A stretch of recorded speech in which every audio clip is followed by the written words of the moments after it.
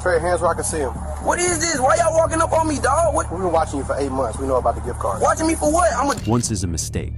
Twice is suspicious. Trayon Morgan ran this exact same play at 27 different Walgreens stores in a single day, and he'd been doing it for over a year. Drive, I do deliveries. This is my damn job. 27 Walgreens in one day, Trey. We know Bro, all you need of to watch out right now. I ain't do nothing wrong. 27 Walgreens.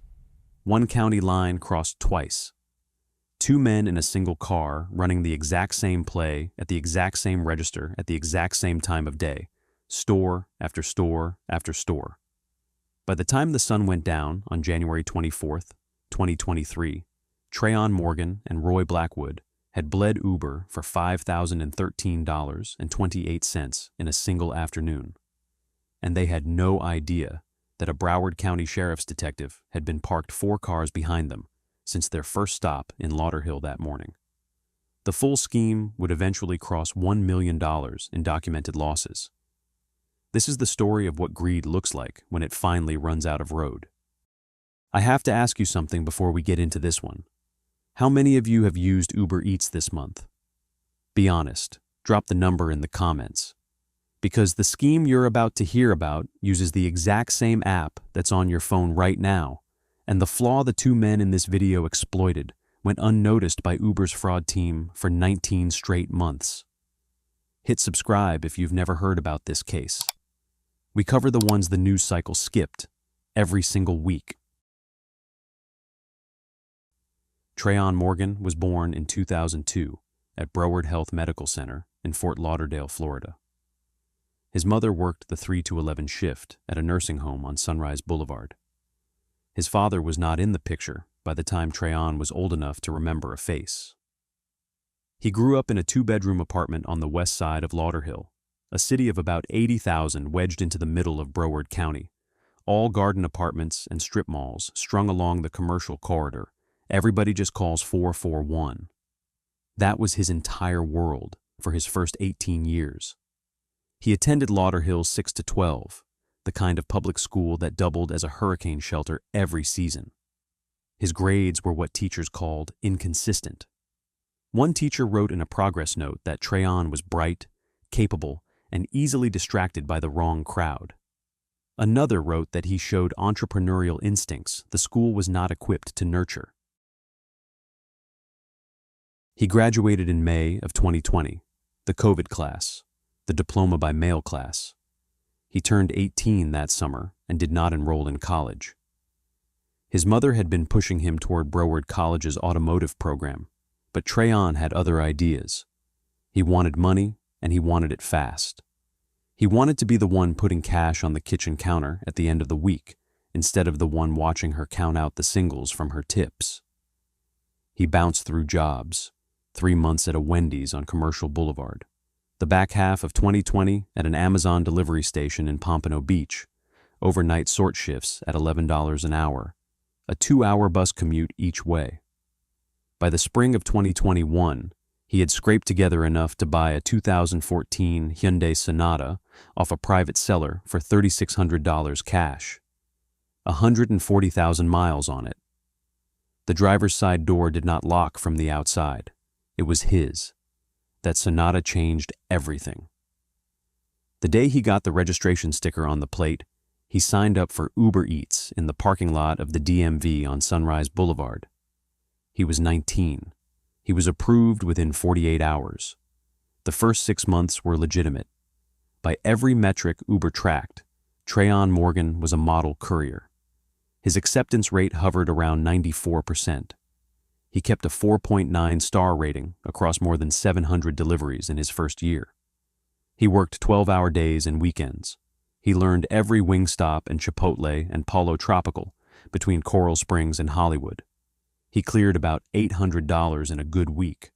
After gas, after taxes, after the constant brake pad replacements that come with stop-and-go delivery in South Florida heat, he was bringing home maybe $38,000 a year. Better than Amazon, better than Wendy's, worse than what he thought he was worth. By the fall of 2021, Trayon had moved into a 1-bedroom of his own on 47th Avenue. He posted screenshots of his weekly earnings to his Instagram story sometimes, never the bad weeks, only the four-figure ones. He was 20 years old and convinced he had figured out how to build a life inside an app. And then he met Roy Blackwood. Blackwood was 37, living in a duplex in Sunrise, about 15 minutes from Trayon's apartment. He had been around, odd jobs, off-the-books contracting work, a couple of misdemeanors from his 20s. He had a steady girlfriend, 2 grown kids in Atlanta he saw twice a year, and a 2008 Chevy Impala he kept clean inside and out. He was the kind of older man younger guys gravitated toward, patient and soft-spoken and willing to drive. He drove for everybody. Trayon, eventually, to Walgreens. But that came later. Somewhere in that first year on the platform, in the long midday lulls in a hot Hyundai with the AC on full blast, Trayon Morgan started looking at the system itself, not the menu, not the tips, the card the app pushed to his account before every grocery pickup, the way it activated, the way it was authorized, what it could buy. He noticed something, and once he noticed it, he could not stop thinking about it. To understand what Trayon did next, you have to understand how Uber Eats grocery pickup works. With restaurant delivery, the driver never touches your money. The restaurant has already been paid through Uber, and the driver just collects a flat fee plus tip. Grocery pickup is different. When a customer orders from a Walgreens or a CVS, the driver does not pick up a pre-bagged order. The driver becomes the shopper. They walk in with a digital list, gather the items off the shelves themselves, carry them to the register, and pay. The driver does not pay with their own money. Before they enter the store, Uber issues them a digital credit card through the app. It is pre-authorized, preloaded, single-use, tied to that one order, capped at around $700. The driver taps their phone at the register, the card pays, and they walk out with the bags. It is a clean system. It works. Most of the time. The flaw was not in the card. The card worked exactly the way it was supposed to. The flaw was in the timing. Once Uber issued the card, it stayed active for a window after that, long enough for the driver to walk the aisles and check out. The system assumed the driver who got the card was the driver who would use it for that order. But it did not enforce that assumption. If the customer canceled while the driver was already inside, the card did not deactivate immediately. There was a lag, a stretch of minutes during which the card stayed live and spendable, even though the order that justified it had already been canceled. And inside a Walgreens, anything you can buy with a credit card, you can buy with that card, including gift cards. The gift card aisle is one of the most permissive corners of American retail. $500 vanilla Visa cards stacked on hooks at eye level, 10 feet from the register, ringing up clean every single time. Buy one, it activates at checkout, and you walk out with the equivalent of cash in your pocket. Trayon Morgan understood this before Uber did. The first time he ran, it was almost certainly an accident. He never said so out loud, and the case never required him to. But the early transactions in Uber's records look small and hesitant. Single store, single order, like a man who tried something once just to see what would happen and could not believe what did. He was hitting 8, 10, 12 Walgreens a day by the fall of 2022. When the same store too many times in a week started flagging, he expanded. North to Palm Beach County, south to Miami-Dade. He took day trips to Orlando, hitting stores across Orange and Polk counties, sleeping in cheap roadside hotels off the turnpike. He drove as far as the Georgia state line, Valdosta and Brunswick and Kingsland, hitting stores all the way up and back down over a single long weekend. That was where Roy Blackwood came in. Trayon could not keep driving these distances himself. He needed somebody at the wheel while he ran the apps, somebody patient enough to sit in a parking lot for 12 straight hours and drive 90 miles between stops. Blackwood agreed in the late fall of 2022. The arrangement was simple. Blackwood drove, Trayon ran the play. Blackwood got a flat cut of every successful gift card pull. They started in the Impala and eventually switched cars more than once to stay ahead of any plate that might have shown up on a Walgreens flag list. By the end of 2022, the operation was professional. They had a route, a schedule, a system for which Walgreens to hit first thing, which to save for the lunch rush, which to skip because the manager was sharp. Trayon kept a ranked list of stores in his phone. He laundered the value through personal purchases, sneakers and jewelry, and a chain he posted on his Instagram story with the caption "iced out" and "earned." Between the spring of 2022 and the surveillance day in January of 2023, he had already cleared an estimated $400,000 in stolen Uber funds. He thought he was untouchable. He was wrong. The investigation did not start with a flipped accomplice or a tip from a store manager. It started inside Uber. Sometime in the late fall of 2022, an internal fraud analyst flagged a pattern. The same anomaly kept appearing in canceled grocery orders that aligned, almost to the minute, with gift card transactions at Walgreens across South Florida. The names on the accounts were different every time, but the locations clustered too tightly. The timing was too clean. The analyst opened a case file. It moved up the chain. By December of 2022, Uber's fraud team had a working theory of the scheme, though no face attached to it yet, and they reached out to law enforcement in the jurisdiction with the highest concentration of suspicious transactions. That jurisdiction was Broward County. The Broward County Sheriff's Office assigned the case to its Economic Crimes Unit on the first business day of January 2023. The lead detective spent 2 weeks reviewing what Uber had assembled, the cancellation records, the driver selfies that looked suspiciously similar across multiple license uploads, the Walgreens timestamps. By the third week of January, BSO had a name and a face. Trayon Morgan, 21, Lauderhill, Florida. They did not arrest him, not yet. What they did instead, on the morning of January 24th, 2023, was put 2 unmarked vehicles on his Sonata before the sun came up. They had Blackwood's address too, the duplex in Sunrise, and a second team ready for the Impala if the 2 men split up. At 8:47 a.m., Trayon walked out of his apartment in a white t-shirt and basketball shorts, climbed into Blackwood's Impala, and shut the passenger door. Blackwood pulled north onto 47th Avenue. The detectives followed. The first stop was a Walgreens on University Drive in Lauderhill, 9 minutes inside. A small plastic bag on the way out. The detectives photographed the receipt later through Walgreens' loss prevention liaison. A $500 vanilla Visa. The second stop, a Walgreens on State Road 7 in Lauderdale Lakes. 11 minutes. Another card. The third on Oakland Park Boulevard. 14 minutes. Another card. By noon, the Impala had hit 13 Walgreens across Broward. By 2 in the afternoon, they had crossed into Palm Beach County, Boca Raton, then Delray Beach, then Boynton Beach.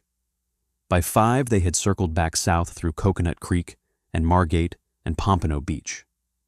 The detectives stayed 4 cars behind for nearly 10 straight hours, documenting every entrance, every exit, photographing every receipt through the Walgreens fraud liaison.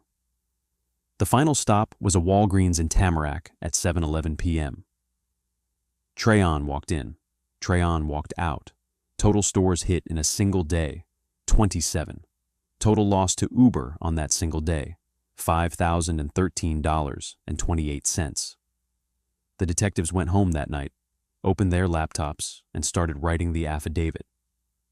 The 8-month investigation that followed was the kind of slow paper trail work that wins prosecutors' hearts and bores juries to sleep. No wires, no informants, subpoenas, spreadsheets, an Uber data analyst on retainer to BSO, and a Walgreens loss prevention manager who had been waiting nearly 2 years for somebody to take this scheme seriously. The first subpoena went to Uber on January 27th. BSO requested account records for every fake account linked to the January 24th transactions. Uber returned roughly 1,100 pages over 6 weeks. The record showed something even the analysts had not expected. The operation was not 19 Walgreens trips. It was not 27. It was approximately 800. 800 separate grocery orders linked to fake accounts, traceable through device IDs, IP addresses, payment routing, and selfie biometrics back to the same young man in Lauderhill, across 5 Florida counties and into South Georgia. At least 60 of those trips crossed the state line during long weekend runs between August and December of 2022. The second wave came from Walgreens. Corporate loss prevention pulled in-store footage from 41 stores. The same face appeared in every clip, sometimes a hoodie, sometimes a baseball cap. Once, the same gold chain Trayon had posted on his Instagram. Once, on a hot afternoon in Lake Worth, a t-shirt with his old high school logo on the back. The third wave was the identity theft. BSO investigators began contacting the real Uber drivers whose licenses had built Trayon's fake accounts. There were at least 7 gig workers across South Florida who had no idea their names and license numbers had been used to commit fraud. Each was interviewed. Each gave a statement. Each became a separate count. The smoking gun, if there was one, came from a phone record subpoenaed from Trayon's carrier. The phone he used to run the customer-side cancellations was the same phone he used to text Blackwood about the route. The messages were not subtle. Trayon to Blackwood, October 14th, 2022. We hitting Walgreens 441 first, then up to Boca by 11. Blackwood back, bet pulling up. Trayon, November 3rd. 2 more cards left, bro. Then we eat. Blackwood back. Wingstop on the way back, I got you. There were more than 400 such messages across 11 months, everyone preserved, everyone placing both men in their own words at the center of the operation. By the end of July 2023, the file on Trayon Morgan was over 2,000 pages. On August 7th, an arrest warrant was issued. Roy Blackwood was the first to go. On the afternoon of August 16th, 2023, officers from the Palm Beach Gardens Police Department pulled the Impala over on PGA Boulevard during what looked, from the outside, like a routine traffic stop. Blackwood was driving alone on his way to pick up his girlfriend from work. He rolled down the window. He handed over his license. The officer asked him to step out. Blackwood asked what this was about. The officer told him. Blackwood did not run. He did not lie. He put his hands on the hood of the Impala without being asked and said, quietly, I figured this was coming. He was processed at the Palm Beach County Jail that evening. He requested an attorney before the second question was asked. Trayon Morgan was harder. BSO detectives watched his apartment on 47th Avenue for the week between Blackwood's arrest and his own. They knew he had not yet heard about Blackwood, who had used his one phone call on a lawyer, not on his partner. They wanted Trayon to come to them on a normal day without warning. He came to them on the morning of August 22nd in the parking lot of a 7-Eleven on Commercial Boulevard in Tamarack. He had just bought a Red Bull and a bag of chips. He was walking back to his Sonata with a phone in one hand and the bag in the other when 2 unmarked vehicles pulled up in front of him and 4 detectives stepped out at once. The lead detective said his name. Trayon froze. The detective said, Trayon, we have been watching you for a long time. Put the bag down. Hands where we can see them. Trayon set the Red Bull on the hood of his Sonata. He set the chips next to it. He said, I want a lawyer. The detective said, that is a smart choice. He was cuffed in the parking lot and walked to the back of the unmarked car. He did not speak again on the drive to the Broward County main jail. When booking asked his occupation, he said, Uber driver. That was the last public statement he made before his arraignment. The charging document filed in Broward County Circuit Court on August 23, 2023, listed 2 primary counts against both defendants: organized scheme to defraud, a first-degree felony under Florida Statute 817.034, and grand theft in the first degree. The identity theft counts were filed as separate enhancements, 7 counts of criminal use of personal identification information, one for each real Uber driver whose license had been weaponized. Total exposure for Trayon Morgan, a maximum of 30 years in state prison and restitution exceeding $1 million. For Roy Blackwood, a maximum of 15 years as a co-conspirator with a lesser direct role, plus restitution. The state's case was, by the time it reached pre-trial, essentially uncontested.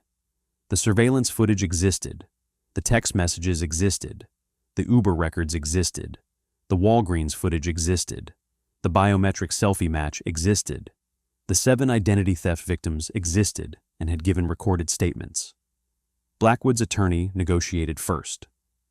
By the spring of 2024, Blackwood had agreed to plead guilty to organized scheme to defraud and grand theft in exchange for the prosecution dropping the identity theft enhancements against him personally and recommending the low end of the guidelines.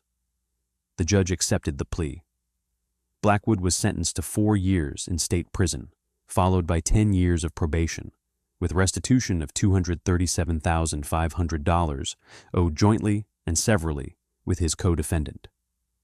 He was processed into Florida Department of Corrections custody at South Bay Correctional Facility in Palm Beach County. He is scheduled for release in early 2028. Trayon Morgan fought longer. His attorney filed motion after motion through the back half of 2023 and into 2024, motions to suppress the surveillance footage, to challenge the biometric matching, to sever the identity theft counts. Every motion was denied.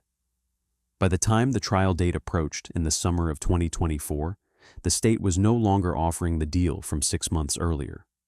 It was now seeking the high end of the guidelines. Trayon Morgan took a plea on the courthouse steps 3 days before trial. He pleaded guilty to organized scheme to defraud, grand theft in the first degree, and 3 of the 7 identity theft counts. Sentencing was set for September of 2024. At sentencing, the lead BSO detective testified about the scope of the investigation. The Uber fraud team submitted a victim impact statement quantifying the documented loss at slightly over $1 million. 2 of the identity theft victims spoke in person. One of them, a 41-year-old Uber driver from Pompano Beach with 3 kids and a daughter heading into her senior year, told the court he had been deactivated from the platform for 4 months, while the company investigated whether he had been part of the scheme. He lost his only source of income. He nearly lost his apartment. He had not been part of anything. The judge spoke for almost 6 minutes before pronouncing sentence. "Mr. Morgan," the judge said, "what makes this case difficult is not the cleverness of the scheme. The cleverness is, in some ways, exactly the problem. You are clearly an intelligent young man. You understood a system that millions of people use every day. You found a flaw in it. You exploited it. And rather than report it, rather than build a legitimate career around the intelligence you obviously possess, you chose to spend 19 months running the same fraud at the same stores until law enforcement finally caught you. The damage was not only financial. You stole the identities of 7 hardworking men in your own community, men who do the same job you started out doing legitimately. You weaponized their names.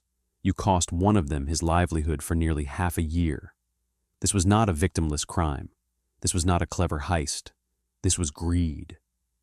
Trayon Morgan was sentenced to 7 years in state prison, followed by 15 years of probation, with restitution of $762,500 owed jointly and severally with his co-defendant. He was processed into Florida Department of Corrections custody at the South Florida Reception Center in Doral in late September of 2024. He is scheduled for release in 2031. He will be 30 years old when he walks out. The Uber Eats grocery pickup card system was patched within 60 days of the arrest. The cancellation lag no longer exists. The fraud team that built the case has been expanded. The 7 real Uber drivers were reinstated and reimbursed for the income they lost. The Walgreens on University Drive in Lauderhill is still there. The gift card rack is still 10 feet from the register. That was hard to watch, but the case on your screen right now makes this one look like the warm-up act.